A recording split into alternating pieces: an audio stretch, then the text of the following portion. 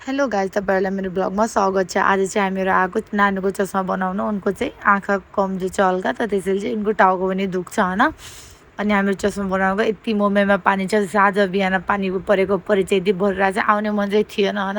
मैले हिजो चाहिँ मेरो फोन चार्जिङ लगेको होइन, मेरो चार्जिङ चाहिँ बिग्रिसक्यो त्यो पानीमा खसेर। अनि चार्जिङ लगेको त्यो फोन नलगेर आएँ, चार्जिङ चाहिँ राम्रोसँग हुन थिएन क्या, हिलिन लाग्थ्यो। फेरि चार्जिङ पनि 2200को, अझ भोलि पर्सि गएपछि रिटर्न नदिला भनेर म चाहिँ चार्जिङ पनि रिटर्न गर्नु थियो। त्यसैले आएको नानीको पनि आँखाको चस्मा बनाउनु थियो कि उनको चाहिँ टाउको दुख्छ चस्माको कारणले। अनि हामीले चाहिँ चस्मा बनाएर ल्यायौँ। चस्मा बनाएर मैले पनि आफ्नो चस्मा चेक गरेँ कस्तो हो भनेर। आफूलाई चाहिँ एकदम नराम्रो लागिरहेको थियो। अनि यति पानी परिरहेको थिएन, मुम्बईमा यति धेरै पानी परिरहेको चाहिँ कुरै नगरिनु भयो कि गाइस।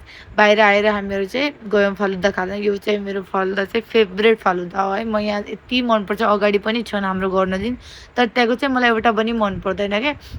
अनि मलाई आफ्नो बुढासँग आएपछि चाहिँ कहिले पनि खिलाउनु हुन्न। अनि मैले नानीहरूसँग आएपछि चाहिँ खाएकै हुन्छु कि केही न केही चाहिँ खाएकै हुन्छु। म चाहिँ नानीहरूसँग दिदीहरूसँग आइरहेको छु, हामी दुई दुई दिनको कहिले काहीँ आइरहेको छु होइन।